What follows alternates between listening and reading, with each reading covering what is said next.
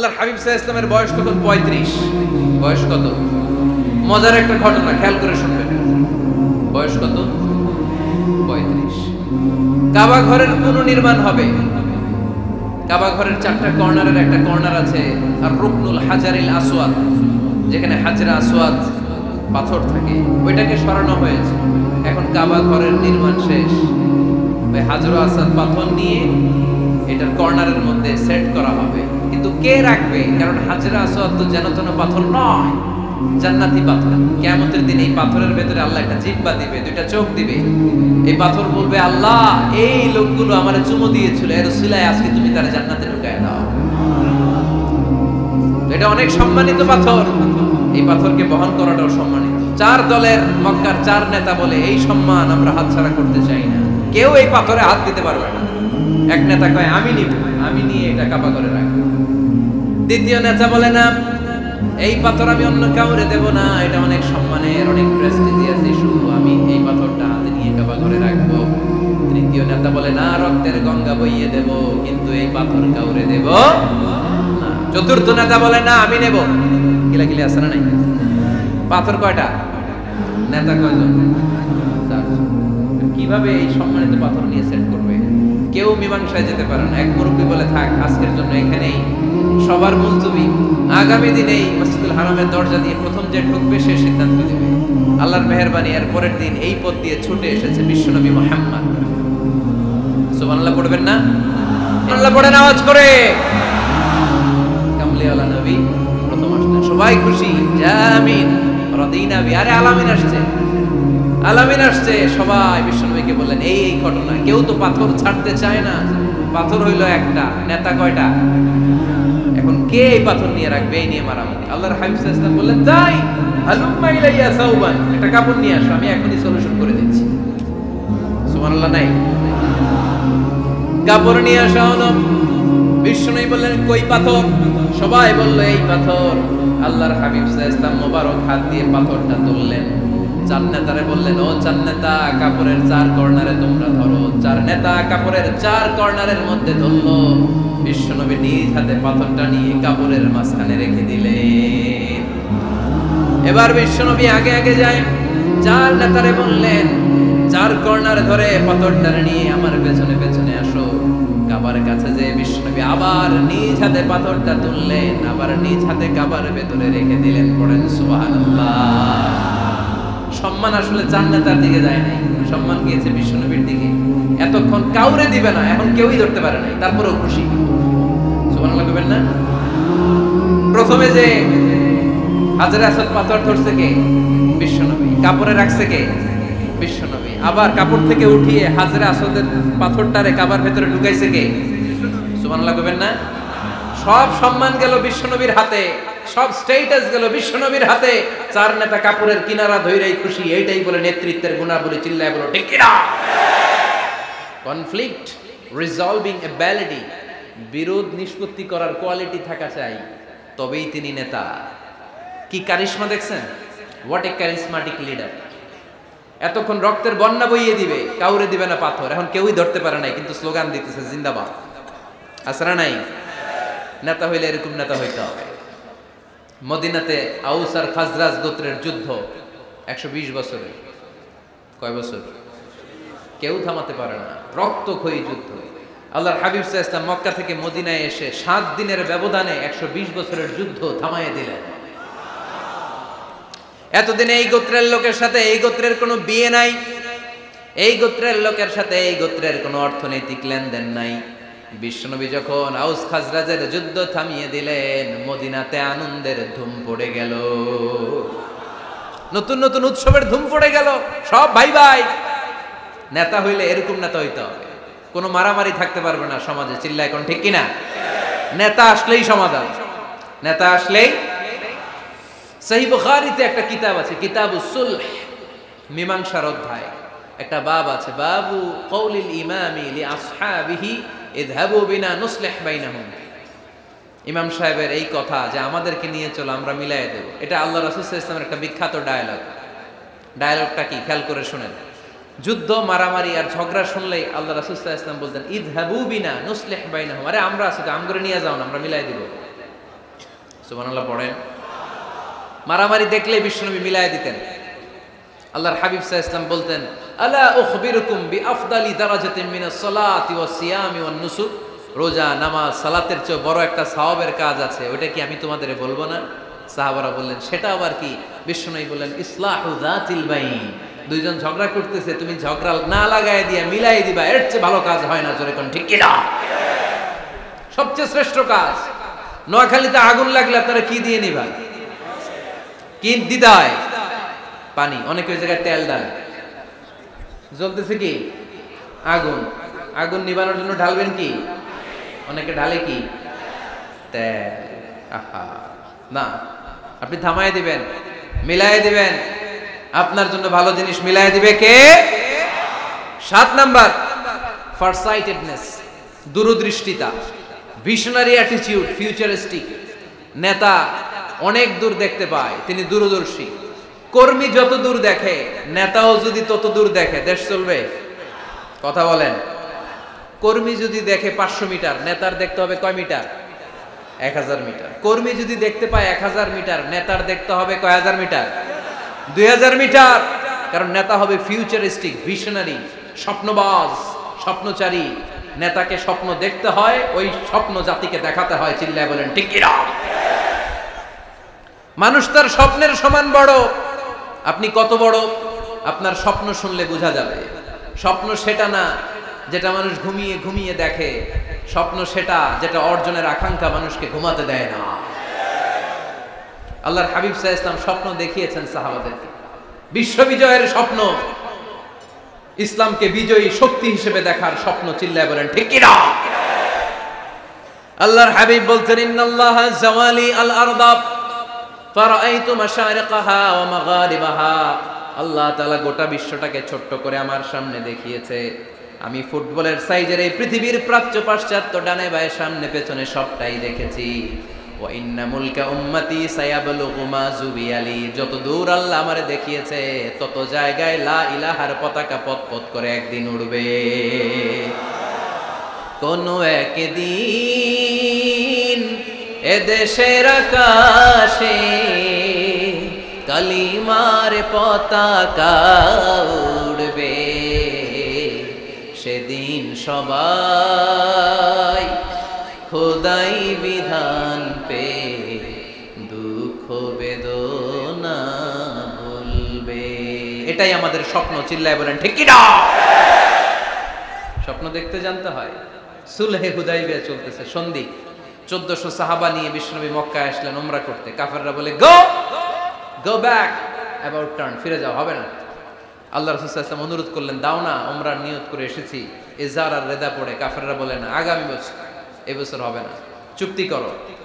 চুক্তির মধ্যে লেখা হলো, মা খাবা আলাইহি মুহাম্মাদুর রাসূলুল্লাহ। ঠিক আছে, চুক্তি 10 বছরের, মুহাম্মদ রাসূল সাল্লাল্লাহু আলাইহি ওয়াসাল্লামের পক্ষ থেকে চুক্তি। কাফেররা বলে, না, আমরা তো তোমার রাসূলুল্লাহ মানি না। তোমার রাসূলুল্লাহ মানলে তো মা সাদাদনাকা আলা শাই, তোমার সাথে কোনো ঝগড়াই নেই, রাসূলুল্লাহ কাটো। সাহাবীরা তেড়ে উঠলেন। ওমরে ফারুক বলেন, মুখ সামলে কথা বল।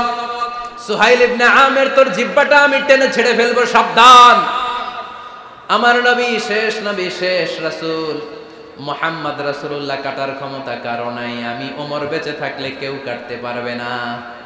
বিশ্বনবী বললেন, ওমর সরে যাও, কেটে দাও। সুবহানাল্লাহ কইবেন না?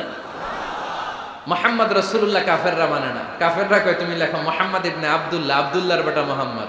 কারণ মুহাম্মদ রাসূলুল্লাহ যদি এই সন্ধিতে থাকে, চুক্তি, তার নিচে আমরা সিগনেচার করি, তার মানে এটাই প্রমাণ হয়ে যায় আমি তোমাকে রাসূল বলে মানি। আমরা কাফেররা তোমাকে রাসূল বলে মেনে নিয়েছি। নো, তোমার রাসূল বইরা মানলে তো খেলা এখানেই শেষ।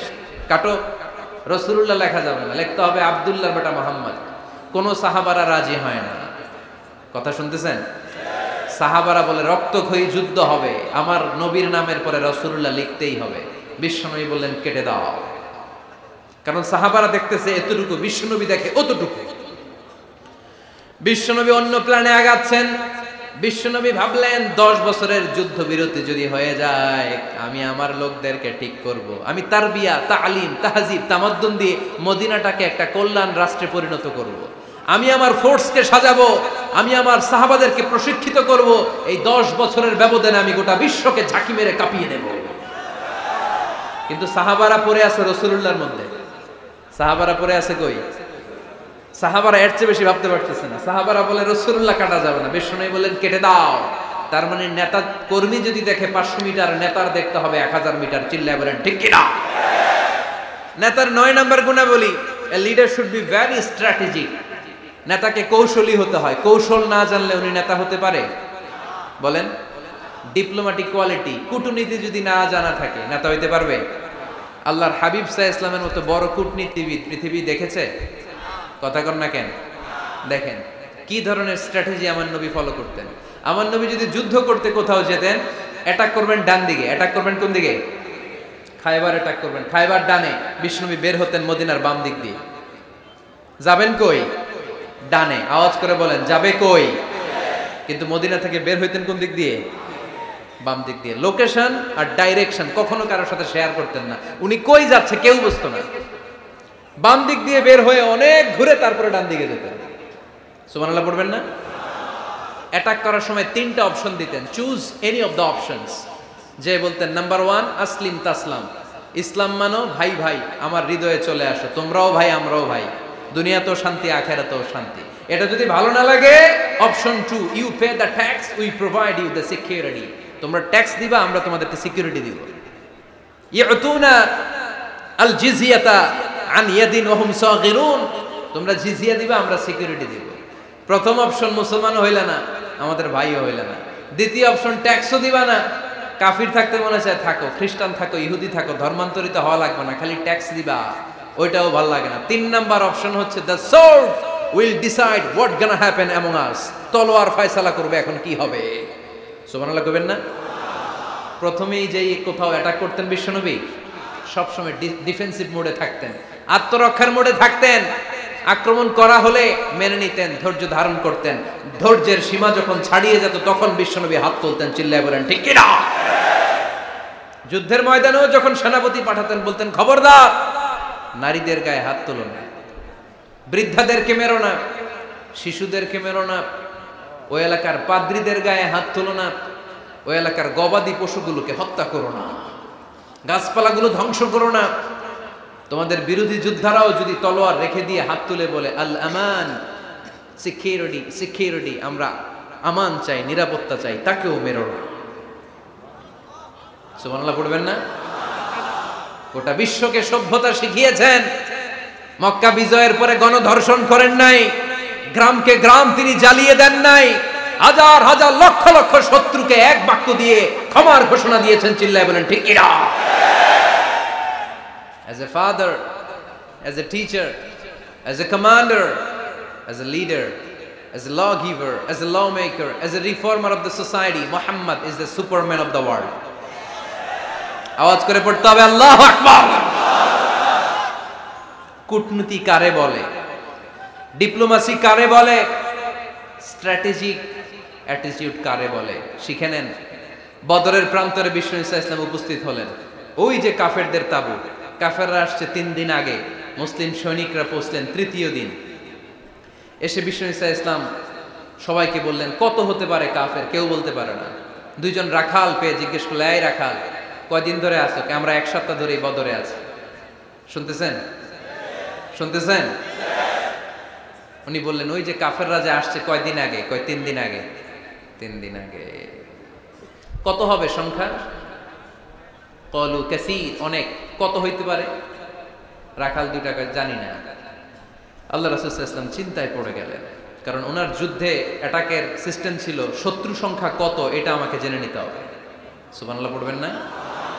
অনেক কৌশল হাতড়িয়ে এবার বিশ্বনবী আবার রাখাল 2 টাকে ডেকে পাঠালেন, বললেন কাম ইয়ানহারুনা কুল্লা ইয়াউম, ওরা আসার পর থেকে প্রতিদিন খাওয়ার জন্য কয়টা করে উট জবাই করে?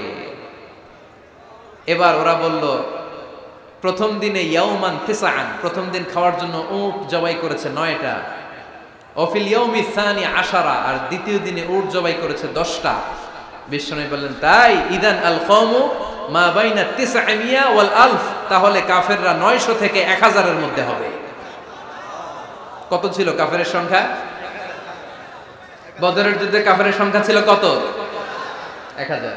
কিভাবে নমুনা দেখে আলামত সংগ্রহ করতেন?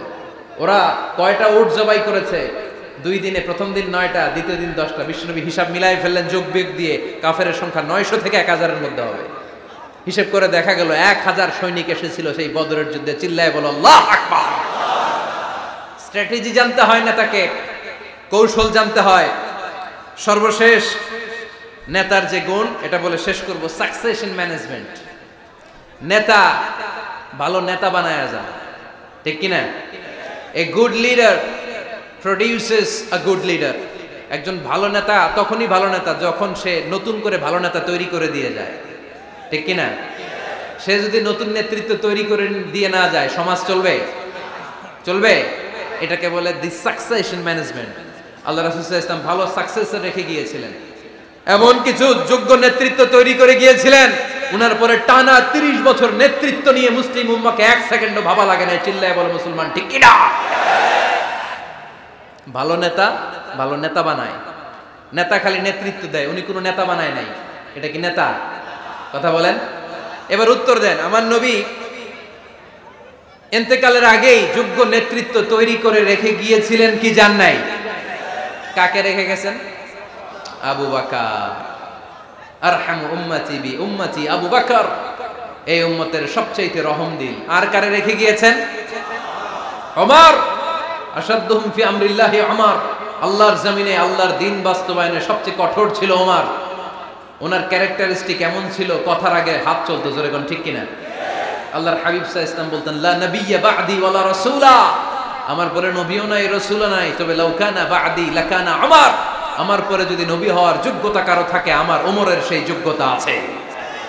প্রভু তুমি বলেছো রাসূল দেবে না, বলনি দেবে না ওমর, বলনি দেবে না হামজা তারি, খালিদ বিজয় সমর। প্রভু তুমি বলেছো রাসূল দেবে না, বলনি দেবে না ওমর, বলনি দেবে না হামজা তারি, খালিদ বিজয় সমর। প্রভু তুমি বলেছো রাসূল দেবে না।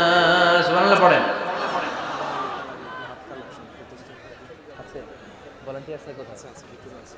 এই উঠতেছেন কেন?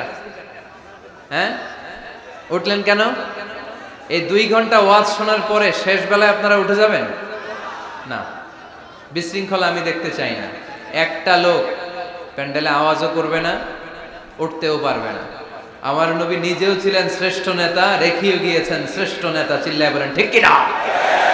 সাইয়েদনা আবু বকর, সাইয়েদনা ওমর ফারুক, উসমান যুন্নুরাইন, আলী রাদিয়াল্লাহু তাআলা আনহু যোগ্য নেতৃত্ব হাতে কলমে প্রশিক্ষিত করে ওনাদেরকে রেখে গিয়েছেন। তাই মুসলিম উম্মার নেতৃত্বে সংকটে পড়া লাগে নাই। জোরে কোন ঠিক কিনা? জি। তো এইজন্য আমরা চাই আমাদের একটা সেন্ট্রাল লিডারশিপ থাকুক, কেন্দ্রীয় নেতৃত্ব, যেই নেতাদের নেতৃত্বে আমরা সামনের দিকে যাব। যে 10টা পয়েন্টস আমরা শুনলাম, আমাদের সব নেতাদের এই গুণগুলো থাকার দরকার আছে না নাই? এই গুণগুলো আমলে নিয়ে মুসলিম উম্মার এই নেতৃত্বের সংকট যেন আমরা কাটিয়ে তুলতে পারি। আল্লাহ তুমি তৌফিক দান করো, আমরা পড়ি আমিন। এখানে বিশাল একটা প্রতিষ্ঠান আছে। এই বিশাল প্রোগ্রাম থেকে শুরু করে অনেক খরচ ওনাদের হয়েছে। স্বেচ্ছাসেবক ভাইয়েরা তাদের সময় মাত্র 2 মিনিট। এই 2 মিনিটে প্যাকেট নিয়ে আপনাদের সামনে যাবে। যার যতটুকু সুযোগ হয়, আমরা কেউ বাদ যাব না। এই প্রোগ্রামের জন্য এবং এই বিশাল মাদ্রাসার জন্য আমরা মুক্ত হস্তে দান করে যাব। এই উঠতেছেন কেন? উঠলেন কারা কারা? এদিকে তাকান, যারা উঠছেন এদিকে তাকান, দেখি তাকান তাকান। আমরা দোয়া ছাড়া কেউ যাব না। যাবেন? ভদ্র, নোয়াখালীর ছেলেরা অনেক ভদ্র। বসেন। সুন্দর সুন্দর ঘোষণা আছে কয়েকটা, সুন্দর সুন্দর ঘোষণা। এতক্ষণ তো প্লে কার্ড দেখাইছো, উই লাভ আজহারি। এখন উঠলে হবে? কতটুকু লাভ করো আজহারিরা দেখবো। বসো। একটা উঠতে পারবো না। আমার ভাই রফিকুল্লাহ আফসারি ভাইয়ের অসাধারণ কিছু বই আছে, অনেকে খুঁজে কোত্থেকে পাবে। আজকে এখানে আছে, যাদের দরকার আপনারা নিয়ে যাবেন। আমি নিজেও ওনার একজন ভক্ত, ওনার লেখার ভক্ত। আমি নিজেও ওনার লেখার পাঠক। অসাধারণ লিখেন। কি যেন একটা দেখলাম, নানা আলেম নানা মতে, আমি যাব কোন পথে? আলেমরা নানান মতে, পাবলিক যাবে কোন পথে? তো সুন্দর সুন্দর বই আছে, এগুলো আপনারা নিয়ে যাবেন। স্টেজে উপস্থিত আছেন নোয়াখালী জেলার এডিশনাল এসপি, কই উনি? আপনি? মাশাআল্লাহ মাশাআল্লাহ, কাজী মোহাম্মদ আব্দুর রহিম ভাই না? আলহামদুলিল্লাহ, আপনাদের এই জেলার এডিশনাল এসপি সাহেব আছেন।